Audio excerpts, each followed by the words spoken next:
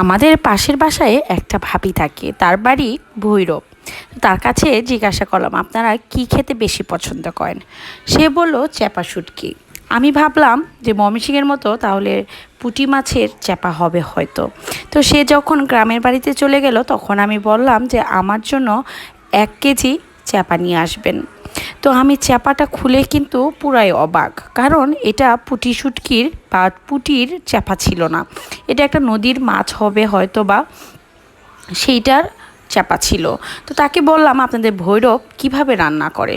সে বলল আমরা এই চ্যাপাটা সবসময়ই যে কোনো শৈল মাছ, টাকি মাছ বা রুই মাছের মধ্যেও কিন্তু উপরে দিয়ে নামানোর আগে দিয়েই নামিয়ে ফেলি। তো আমি আজকে ভাবলাম বাসায় যেহেতু অনেক দিন যাবতই ফ্রিজে এই মূলাগুলো ছিল, তাহলে শুটকি দিয়ে রান্না করে ফেলি।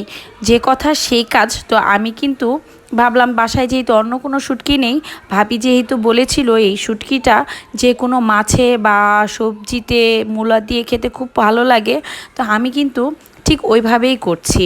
আর এই শুটকিটা কিন্তু অনেক কাটা থাকে, তাই সবাই সাবধানে খাওয়ার ট্রাই করবেন, অনেক কাটা থাকে। তো যাই হোক, আমি কিন্তু রসুন, পেঁয়াজ আর কাঁচামরিচ খুব ভালোভাবে সরিষার তেলে হালকা করে ভেজে নিয়েছি। দিয়ে দিচ্ছি অনেকটুক মরিচ আর হলুদ গুঁড়া। আর এখানে কিন্তু মূলার তরকারিতে আমি কোনোদিনও আদা বাটা বা জিরা বাটা এগুলো খুব একটা কম ব্যবহার করি, কারণ আমাদের বাসায় মশলাটা খুবই কম কম খেতে ভালোবাসে। বেশি হলে আসলে আপনাদের ভাইয়া বলে যে ভালো লাগে না, তার কাছে নাকি অন্যরকম একটা ঘ্রাণ আসে, যার কারণে আমি খুব অল্প মশলা দিয়েই রান্না করতে পছন্দ করি। তো মূলাগুলা কিন্তু আমি অনেক আগেই ভাপে রেখেছিলাম। ভাপ দিয়ে রাখলে দেখা যায় যে 50% কিন্তু ওইখানেই সিদ্ধ হয়ে যায়। তারপরে আমি ওই মশলাটা কষানো হয়ে গেলে কিন্তু মূলাটা খুব ভালোভাবে প্রায় 10 থেকে 15 মিনিট আমি কষিয়ে নিয়েছি। আর আমার কাছে পার্সোনালি মনে হয় যে কোনো তরকারি বেশি কষালে খেতে স্বাদ বেশি হয়। তো যাই হোক, আমি কিন্তু এখানে দেড় কাপ পরিমাণ পানি দিয়েছি, আর ঝোলটা অনেকটাই শুকিয়ে আসছে।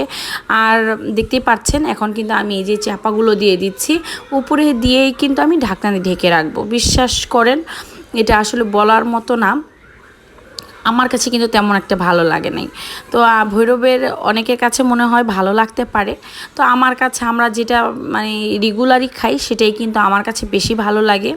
তারপরও আলহামদুলিল্লাহ অনেক মজা হয়েছিল। গরম গরম ভাতের সাথে খাইতে অনেক মজা লাগছে। কিন্তু আমার কাছে মনে হয় এই তরকারিটা বা এই চ্যাপাটা, আমার মানে পার্সোনাল এটা ওপিনিয়ন, যে এটা পেঁয়াজ কাঁচামরিচ দিয়ে যে আমরা চ্যাপা বানাই ওইভাবে বানাইলেই ভাল লাগে।